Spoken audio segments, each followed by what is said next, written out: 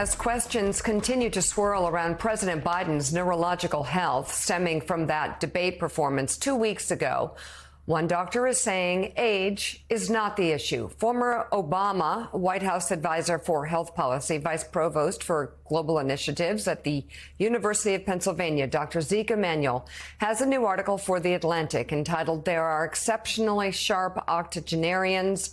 Biden Isn't One."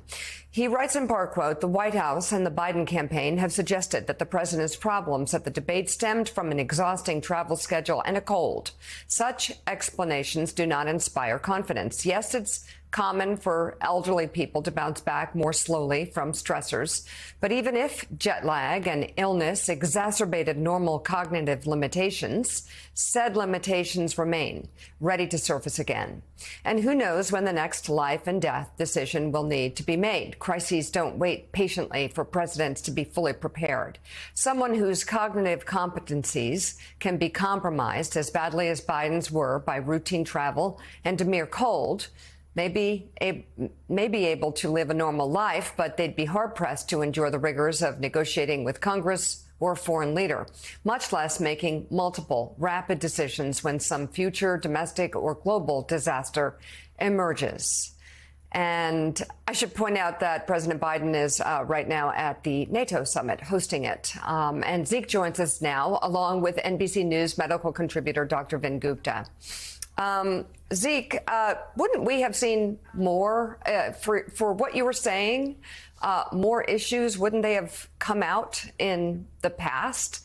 Some people are saying that maybe there was some hiding going on. Yeah, I think that's been suggested. Joe Biden's had fewer spontaneous interactions than other presidents, much fewer.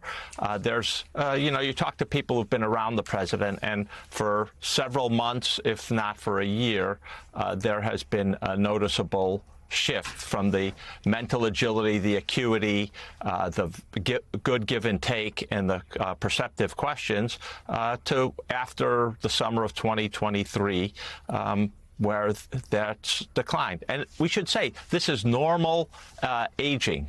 And doesn't have to be any disease here. This is what happens as people age, and their fluid intelligence, their ability to problem solve, their verbal fluency declines. Dr. Vin Gupta, what's your take on what has become really the only story of the day, it seems, and that is Joe Biden's mental acuity? What do you make of the debate, and what do you make of his recovery from it? Well, Mika, I thought you laid it out there really nicely, which is to say I care for many octogenarians. And I would say from a cardiovascular standpoint and what we've seen from a mental acuity standpoint, take that last night. You mentioned it with the NATO summit. There's going to be days that are better. There's going to be days that are not as good. Cardiovascularly, he's in excellent shape. I'm a pulmonologist. I see this all the time in octogenarians. I think he's actually quite high functioning as an octogenarian and keeping up that schedule. And so, just from this is a subjective conversation. Zeke is offering his opinion. I can tell you what I see in my own clinic, and what I see clinically. I think Joe Biden is actually quite robust relative to what we see normal aging at 81. More broadly, what I would say is exactly to your point. We don't talk enough about his opponent. There's signs of forgetfulness, judgment issues. We saw that last night in the speech he gave in Florida. The exact same things that we're talking about and scrutinizing the president about, certainly we're seeing symptomatic in former President Trump. More broadly, just zooming out again, it's really important how we talk. Let's forget the 2024 election. Let's just focus on cognitive testing. This has now become a bad phrase, and I worry about that. Less than 20% of individuals 65 years of age and older, Mika, actually voluntarily even seek out any type of brain health support. There's many reasons that are reversible if somebody is experiencing age-related decline, like hypothyroidism, vitamin deficiency. Maybe they've had a recent concussion. It's important that we talk about this in ways that are not stigmatizing as a country, as a broader media, because people can get help for their brain. And we need to be normalizing brain health, just like we talk about cardiovascular health.